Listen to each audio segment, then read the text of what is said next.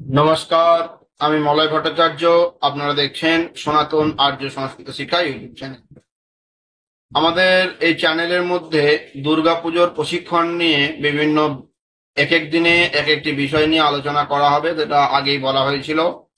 এর আগে আমাদের চ্যানেলের মধ্যে দুর্গাপুজোর সময় নির্ঘণ্ট নিয়ে এবং কল্পারম্ভ নিয়ে আলোচনা হয়েছে।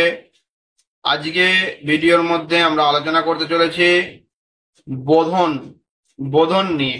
কিভাবে বোধন করতে হয়, বোধন কবে করতে হয়, বোধন কখন করতে হয়, বোধন কেন করতে হয়, এই সমস্ত তথ্য আজকের ভিডিওর মধ্যে তুলে ধরার চেষ্টা করুন। এই খুঁটিনাটি তথ্যগুলো জানতে হলে ভিডিওটি প্রথম থেকে শেষ অবধি দেখুন। যদি ভিডিওটি ভালো লাগে লাইক করুন, কমেন্ট করুন, শেয়ার করুন, চ্যানেলটি সাবস্ক্রাইব করে আমাদের পাশে থাকুন। তো চলুন কথা না বাড়িয়ে শুরু করা যাক আজকের ভিডিও। বোধন।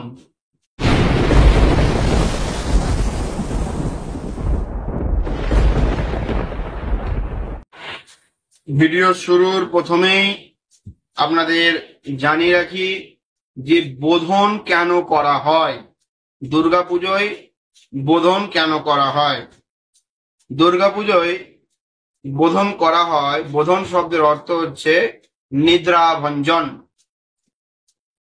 শ্রাবণ মাস থেকে পৌষ মাস, এই 6 মাস দক্ষিণায়ন। এই সময় দেবতাদের কাছে রাত্রিকাল, অর্থাৎ দেবতারা নিদ্রিত অবস্থায় রয়েছে। বোধন করার অর্থ হলো দেবীর নিদ্রা ভঞ্জন করা, অর্থাৎ যেহেতু দক্ষিণায়নে দুর্গোৎসব হচ্ছে, সেই হেতু যে দেবী দুর্গার নিদ্রা ভঞ্জন করতে হবে। তাই জন্যই বোধন করা অবশ্য কর্তব্য, বোধন করতে হবে। এবার আমি আলোচনা করব বোধন কবে করতে হয়। তার জন্য একটি শ্লোক উদ্ধৃত করছি, তা হলো কন্যায়াং কৃষ্ণপক্ষে তো পূজয়িত্রা দ্রবেদ দিবা নবম্যং বোধয়েদ দেবীম গীতবাদিত্র নিঃস্বনয়ী অসমর্থে ষষ্ঠাং সায়ম। অর্থাৎ এই শ্লোকে বলা হচ্ছে যে কৃষ্ণা নবমী তিথিতে যখন আদ্রা নক্ষত্র যুক্ত হবে, সেই সময় দিবাভাগে দেবীর বোধন করা যাবে। অর্থাৎ কৃষ্ণা নবমী তিথিতে দেবীর বোধন করা যায়। আর তা অসমর্থ হলে দেবীর বোধন করা হবে শুক্লপক্ষের ষষ্ঠী তিথিতে। শুক্লপক্ষের ষষ্ঠী তিথিতে কখন করতে হবে বলছে, ষষ্ঠাং বিল্লতরৈ বোধ সায়ং সন্ধ্যা সুকারয়েত। অর্থাৎ ষষ্ঠীর দিন যদি বোধন করতে হয়, সেই বোধন হবে সায়ংকালে। যদি কৃষ্ণা নবমীতে বোধন করা হয়, সেই বোধন হবে দিবাভাগে। কৃষ্ণা নবমীতে আদ্রা নক্ষত্র যুক্ত হতে হবে। আদ্রা নক্ষত্র যুক্ত নবমী তিথিতে দেবীর বোধন হবে। এছাড়া শুক্লপক্ষের ষষ্ঠী তিথিতে সায়ংকালে দেবীর বোধন করা যাবে। পরে আমি আলোচনা করতে চলেছি যে কিভাবে বোধন করবেন। সনাতন আর্য সংস্কৃত শিক্ষা ইউটিউব চ্যানেল এবং সনাতন আর্য সংস্কৃত শিক্ষা পুরোহিত মণ্ডলীর পক্ষ থেকে আপনাদের সকলকে স্বাগত।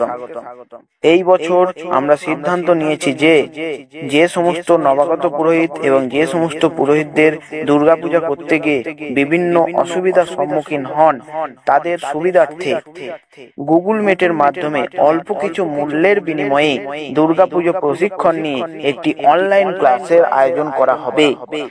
যারা যারা এই অনলাইন ক্লাসে অংশগ্রহণ করতে ইচ্ছুক, তারা অতি সত্বর নিচে দেওয়া মোবাইল নম্বরে যোগাযোগ করুন। মোবাইল নম্বরটি হলো 9339921010। আবারও বলছি 9339921010। এই ক্লাসে যুক্ত হলে সকলকে বেশ কিছু নিয়মাবলী এবং শর্তাবলী মেনে চলতে হবে। বোধন করতে গেলে প্রথমে বিল্লবৃক্ষের কাছে উত্তরাভিমুখে বসে আচমন, বিষ্ণু স্মরণ, গন্ধাদি অর্চনা, নারায়ণাদি অর্চনা, সামান্যার্ঘ স্থাপন, আসন শুদ্ধে, পুষ্প শুদ্ধে ইত্যাদি কর্ম সমাপন করে সূর্যার্ঘ্য দান করবেন। সূর্যার্ঘ্য দান করার পরে স্বস্তি বা আচন করবেন। স্বস্তি বা আচনের বাক্যটি হচ্ছে ওম কর্তব্যস্মিন শ্রীমদ্ ভগবদ দুর্গা দেব্যা বোধন কর্মণি ওং পুণ্যাহং ভবন্তব্রবন্তো ওং পুণ্যাহং ভবন্তব্রবন্তো ওং পুণ্যাহং ভবন্তব্রবন্তো। এইভাবে ক্রম অনুসারে স্বস্তি বা আচন করবেন। যদি একই দিনে বোধন, আমন্ত্রণ এবং অধিবাস তিনটে কর্ম হয়ে থাকে, সেই ক্ষেত্রে স্বস্তি বা আচনের বাক্যটি হচ্ছে ওম কর্তব্যেষু এষু শ্রীমদ্ ভগবদ দুর্গা দেব্যা বোধনামন্ত্রণাধিবাস কর্মসু ওং পুণ্যাহং ভবন্তব্রবন্তো ওং পুণ্যাহং ভবন্তব্রবন্তো ওং পুণ্যাহং ভবন্তব্রবন্তো।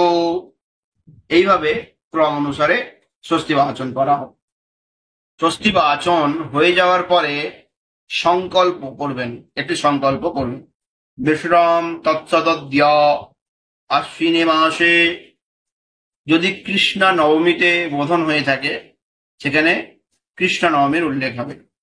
কৃষ্ণে পক্ষে নবম্যাং তিথৌ, আর যদি শুক্লপক্ষের ষষ্ঠীতে বোধন হয়ে থাকে সেখানে হবে শুক্লপক্ষে ষষ্ঠ্যাং তিথৌ অমুক গোত্র শ্রী অমুক দেব শর্মা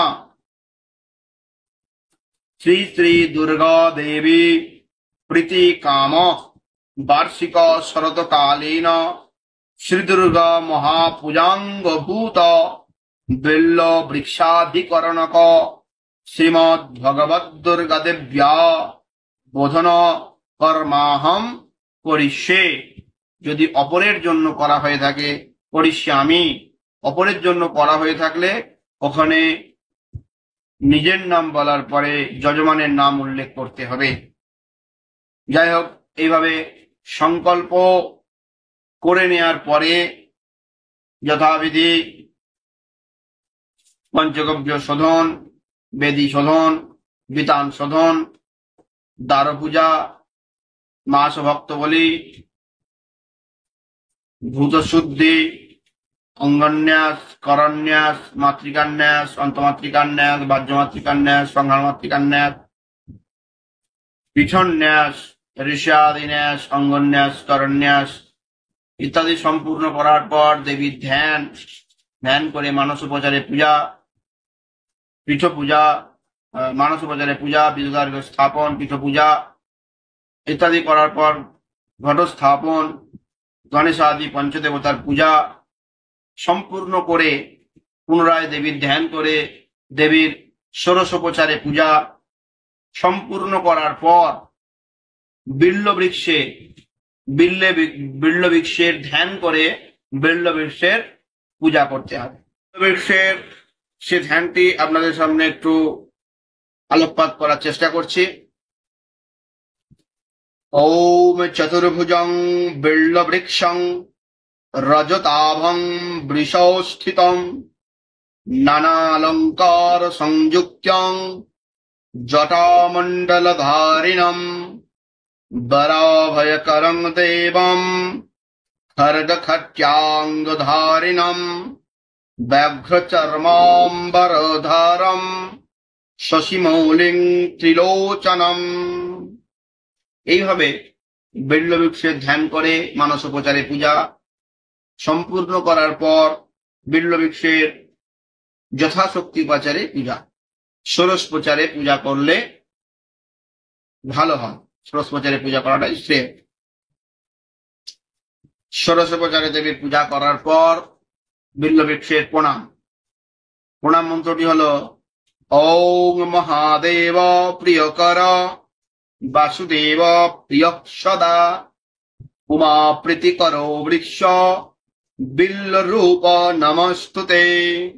বিল্ল বৃক্ষের পূজা সম্পূর্ণ হয়ে যাওয়ার পরে দেবীর উদ্দেশ্যে এবং বিল্ল বৃক্ষের উদ্দেশ্যে পুষ্পাঞ্জলি প্রদান, করার পর পূর্বগামী যে ডাল, বিল্ব বৃক্ষের পূর্বগামী যে ডাল, অর্থাৎ যে ডাল পূর্ব দিকে যাচ্ছে, সেই ডালটিকে ধরে মন্ত্র পাঠ করবেন। যদি ষষ্ঠীতে হয়, ষষ্ঠীতে বোধন হয়, সেক্ষেত্রে ষষ্ঠীর মন্ত্র এবং কৃষ্ণা নবমীর মন্ত্র আলাদা। ষষ্ঠী, শুক্লা ষষ্ঠীতে যদি বোধন হয়, তাহলে এই মন্ত্রটি পাঠ করা হবে। মন্ত্রটি হলো ওম ঐং রাবণস্য বধার্থায় রামস্যানুগ্রহায় চ অকালে ব্রহ্মণা বোধ দিব্যাস্তয়ী কৃতঃ পুরা অহমপ্যাসিনে ষষ্ঠাং সায়ান্নে বোধয়ামি বৈ শক্রেণাপি চ সংযোধ্য প্রাপ্তং রাজ্যং সুরালয়ে তস্মাদহং তং প্রতিবোধয়ামি বিভূতে রাজ্য প্রতিপত্তিহেতঃ যথৈব রামেণ হত দশস্যস্তথৈব শত্রুন বিনিপাতয়ামি। এটা হলো শুক্লপক্ষের ষষ্ঠী তিথিতে সায়ংকালে দেবী দুর্গার বোধনের মন্ত্র। এবারে বলবো কৃষ্ণপক্ষের নবমী তিথিতে দেবী দুর্গার বোধন হলে যে মন্ত্র পাঠ করতে হবে, সেই মন্ত্রটি হলো ওং ঈশে মৎস্যশীতে পক্ষে নবম্যাম্যার্ধযোগতঃ শ্রীবৃক্ষে বোধয়ামি ত্বং যাবৎ পূজং করাম্যহম। ওম ঐং রাবণস্য বধার্থায় রামস্যানুগ্রহায় অকালে ব্রহ্মণা বোধ দিব্যাস্তয়ী কৃতো পুরা। এই হলো কৃষ্ণপক্ষের নবমী তিথিতে দেবী দুর্গার বোধনের মন্ত্র। এইভাবে বাদ্যাদি সহকারে দেবী দুর্গার বোধন করার পর পুষ্পাঞ্জলি এবং যথাশক্তি জপ সমর্পণ, আরতি, ভোগ আরতি ইত্যাদি সম্পূর্ণ করার পরে সর্বকর্ম সমাপনান্তে যা কর্ম করা হয়, অর্থাৎ অচ্ছিদ্র ধারণ, বৈগুণ্য সমাধান ইত্যাদি কর্ম সম্পূর্ণ করতে হবে। এই ছিল আজ আমাদের ভিডিওর মূল বিষয়বস্তু। যদি ভিডিওটি ভালো লেগে থাকে লাইক করুন, কমেন্ট করুন, শেয়ার করুন, চ্যানেলটি সাবস্ক্রাইব করে আমাদের পাশে থাকুন।